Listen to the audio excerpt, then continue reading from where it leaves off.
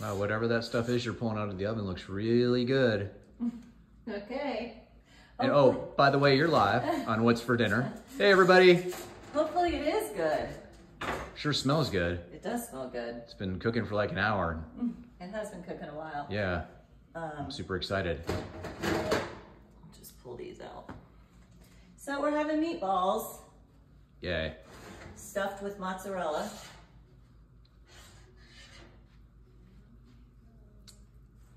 Yum. So there's one package of pork sausage to every pound of ground beef. So this is 2 pounds of ground beef and 2 pounds of the little pork, or 2 packages of the pork sausage. And then I just buy those mozzarella pearls and I just roll it up in there. Yum. So it's sausage and ground beef meatballs with mozzarella. Yep. Gotcha. And then these I left plain and I fixed Alfredo sauce. So we can just kind of drizzle and have meatball Alfredo. Do you do anything special with the Alfredo sauce? So I did a stick and a half of butter, fresh pressed garlic, some shredded Parmesan cheese, a half a block of cream cheese, and then after all that was melted, I added a whole bunch of heavy whipping, well, not a whole bunch, but I added heavy whipping cream, and I do it all just to sight. I don't measure anything. Okay, gotcha. What else? And then these meatballs I made with sauce. Yum. At the last second, I just put some sauce on there and let it warm. Okay. And then I made lasagna with the egg life wrap. So we layered it with egg life wraps, which they're just, it's pretty much just egg whites. Yep. And we get them at Sam's Club. You can get them at Walmart. If you're here in Missouri, you can get them at Price Cutter. Yep. So those are good for sandwiches and whatnot. We do a lot with those egg life wraps. Yeah, so there's ricotta cheese in here. I didn't have a lot of, we have to go to the grocery store. So I have ricotta cheese, Munster, Swiss, and mozzarella. Did I say that already? Mozzarella, Swiss, Munster, and ricotta. You can never really have enough cheese in there, so it's okay to go. Accurate. What kind of spaghetti sauce do you like to use? Rouse? Yeah, there's also another one that's fairly low carb that I started with, but I ended with this one. Okay. So, gotcha. I mean, maybe I could find it, I don't know, in the garbage. What else is going on over here? And then we're gonna have dessert tonight. So I made the keto caramel sauce. Yum. And I accidentally messed up and I had to fix my mess, and so I had to make extra. So, okay. And then I made chaffles. So I'm gonna have, which I'm sure you will too, chaffle with cinnamon and confectioner's swerve sugar on it. Okay. And then this as a topping, like a syrup. Gotcha. Anything special with regards to making the caramel sauce? Yeah, so this is a third cup of unsalted butter. And then I let that melt. And then I put in, think of the recipe, a 1/3 cup brown sugar swerve. And then when that's melted and good together, then I add 2/3 cup heavy whipping cream. Okay. And let it just mix and stuff. And then I also, for you, froze some into little candy molds. I like those because you have to keep them frozen to keep them solid like that, but they're good. And you could just pop them right out of there and just eat them like a little candy, like a cold candy bar. They're actually really good. Yep. So, well, let me ask you a question. So all this yummy stuff that we made, meatballs and chaffles and egg life lasagna, and anyway, does any of this, metabolically speaking, so talking about metabolic health, we're talking about our body's relationship with insulin and sugar, what the foods we eat do to our insulin and sugar levels. So metabolically speaking, will any of this cause your insulin or your blood sugar and your insulin to rise? That's an interesting question. One I don't hear about that often. So no, nothing will spike your blood sugar. And remember, it's only if you added pasta with all this Alfredo and meatball, the pasta is gonna make you store fat. So remember, the last Thursday and then today, I've been putting significant measures to test for diabetes to see where you're at. Remember that when you finally get diagnosed with diabetes, it is a late stage disease marker. Once you get diagnosed with diabetes, you have been doing damage for probably 2 decades, so 20 years. So you do not want that. And then, you know, Mark and I were talking this morning, and there's 3 macronutrients that you need to survive. One is protein, one is fat, and one is carbohydrates, okay? Those are the 3 macronutrients. You only need 2 to survive. Sorry, I said that wrong. You only need 2 to survive. You have to have fats to make fatty acids. You have to have a protein to make amino acids. Your body does like glucose and can use glucose, and but it doesn't, you don't need to eat the glucose. Your body can make it from the fat and protein that you use in the liver, and it's called gluconeogenesis. So you don't have to go around eating glucose. And then there's experts that say, oh, you'll hear it all the time, you'll die without glucose. Well, we haven't. And again, your body will make it when it needs it. And people will say, you don't want to go into ketoacidosis. Well, right now, Mark and I are in nutritional ketosis. That's not going to kill you. Ketoacidosis is what happens to type 1 diabetics when their blood sugar is, you know, like 600 or 700. It's just completely different. So yeah, you can't trust these experts. Your ketone levels would have to be so much higher than they are when you're in nutritional ketosis to cause any sort of damage or to be at any risk. And we almost couldn't make our bodies do that if we tried. No, because our bodies are efficiently using ketones.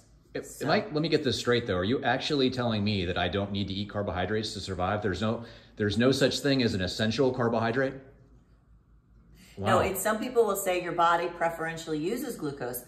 Well, your body also preferentially burns alcohol when you consume alcohol. Oh, goodness. No one would think, oh, let me drink wine for nutrients or, you know, vodka for nutrients. So, well, some people do. Well, it is unfortunate. But you're right. Yeah. Yeah. 100%. But, you know, our bodies were designed to live not using glucose because back in the ancestor days, a failed hunt was called fasting. So, you know, you feasted and there was feast and fast continually in our ancestral days. I've seen like continuous glucose monitor readings for like athletes and people who fast. And it shows like for people who are like high intensity athletes, so sprinters or power lifters, when you need that short burst of energy, your body does need glucose. So you can actually wear a glucose monitor and you could be completely fasted, so you haven't eaten. And you could also be like us and be like, you know, in full nutritional ketosis where you don't need sugar, you don't have any sugar on board.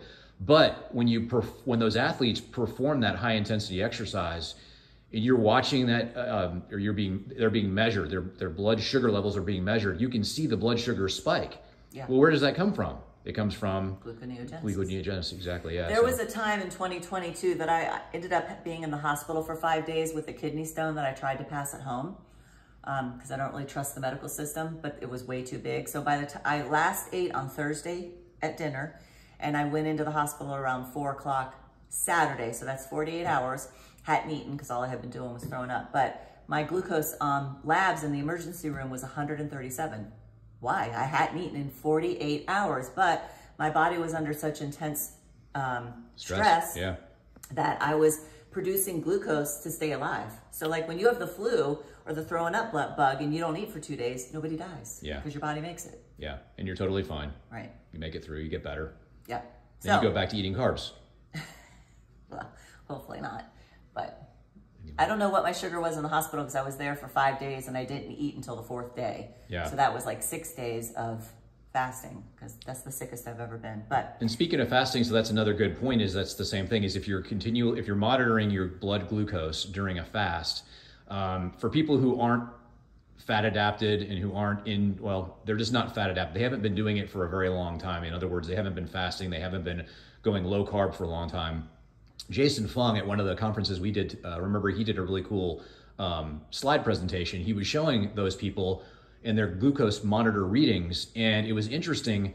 We typically eat breakfast, lunch, and dinner 3 times a day. For some people, it's more than that, but typically 3 times a day is what we're trained to eat. So these people's bodies were trained to eat 3 times a day, but they were fasting. But during the same time that they would have eaten, their blood glucose was increasing. Yeah. And it was because their body, even though they weren't physically putting food in their mouth, their body was eating anyway. So it was pulling it out of fat stores and it was using that fat for energy. And some of it was being converted into glucose for those people. So again, they didn't eat any carbohydrates. They were fasting. They didn't eat any food at all, actually. Yeah. And boom, they had blood glucose increases. So it's pretty cool. Well, I feel like I've given you really the entire wisdom of the medical establishment for predicting insulin resistance, therefore preventing diabetes. So the post on Thursday was case studies. Your Facebook post. Yeah, sorry. Remember, not everybody here is on Facebook. Oh, I'm sorry. We love you, YouTube people. But yeah. And Instagrammers, don't forget them. And Instagrammers, yeah, because it was too long. And then today I followed up with waist to height circumference. So if your waist is double or more of your height, is that right? No, half. If it's half, yeah. So you want it to be less than 0.5. So I put a picture of mine up. So my waist could be 30 to 32 and my height of 5'7", I'm either at 0.45 or 0.48.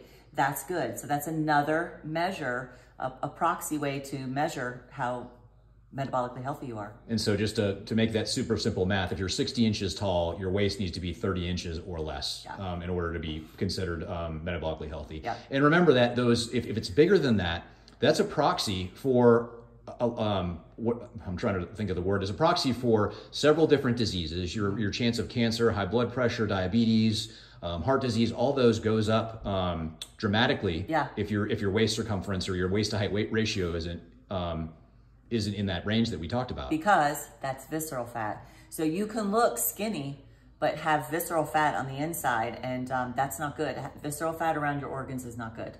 True. So truth. Know better, do better. You probably know a lot more than your physicians do and your providers do from that post on Thursday. So for sure. Okay. All right, guys. Keep up the good work. Yep. Share with us what you guys are having for dinner too, and we love you guys, and we'll see you next time. Yep. Bye. Bye.